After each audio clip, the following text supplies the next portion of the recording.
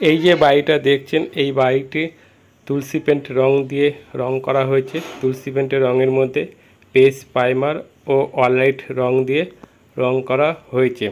এই বাড়িটি রং করার আগে এই বাড়ির মালিকের সঙ্গে আমাকে 3 মাস ধরে কথা বলতে হয়েছে, অনেকবার বোঝাতে হয়েছে। বোঝানোর পর তারপর বাড়ির মালিক রাজি হয়েছে। রাজি হওয়ার পর আমাকে এই বাড়িটি রং করার জন্য অনুমোদন দেয় এবং সেই অনুযায়ী আমি রং নিয়ে এই বাড়িটি রং করি।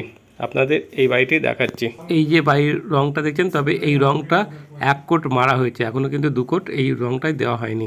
এই বাড়িটার ভেতরে যে 2টো ঘর এবং বারান্দা আছে, সেই ঘর এবং এই যে বারান্দাটা দেখছেন, এই ঘর এবং এই 2টো ঘর এবং এই বারান্দাটা আমাদের তুলসী পেন্টের যে ওয়াটারপ্রুফ পুট্টি আছে, সেই ওয়াটারপ্রুফ পুট্টি দিয়ে পুট্টি করা হয়েছে। এই যে আপনাদের এই ঘরটা দেখাচ্ছি। এই বাড়িটা যে রং মিস্ত্রি রং করছিলেন, তার সঙ্গে আমার একটু অসুবিধা হচ্ছিল রং বিষয় নিয়ে।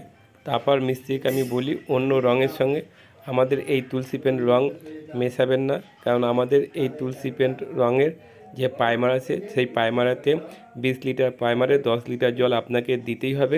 আর যে অনলাইট রং আছে, সেই অনলাইট রঙে 20 লিটার বালতিতে মিনিমাম 14 লিটার জল দিতে হবে। এটা যত পাতলা মারা হবে তত বেটার রংটা দেখাবে। আপনাদের দেখায় এই যে তুলসী পেন্টের যে পুট্টি আছে, সেই পুট্টির বস্তার প্যাকেটটা আপনাদের দেখাচ্ছি। এইটা হচ্ছে আমাদের তুলসী পেন্টের পুট্টির বস্তা। আপনারা পরিষ্কারভাবে দেখতে পাচ্ছেন, সব কিছুর মধ্যে লেখা আছে। এবং আমি এই যে তুলসীর যে পুট্টি আছে, সেই পুট্টি হাতে নিয়ে আমি দেখছি, পুট্টিটা পুরো সাদা ধপধপ করছে এবং খুব সুন্দর পুট্টিটা দেখতে লাগছে। আমি আবার বস্তার মধ্যে রেখে দিলাম।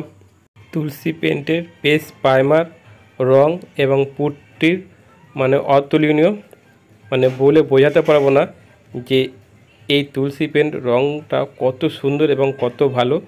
যারা যেসব রং মিস্ত্রি এই তুলসী পেন্ট রং পুট্টি এবং প্রাইমার নিয়ে কাজ করছে, তারাই বলছে যে এই রঙের সঙ্গে কোনো রঙের তুলনা করা যায় না। আমার চ্যানেলটি ভালো লাগলে একটা লাইক করবে, কমেন্ট করবে, বেশি করে শেয়ার করবে, সাবস্ক্রাইব করবে। আবার দেখা হবে নতুন ভিডিওর সাথে।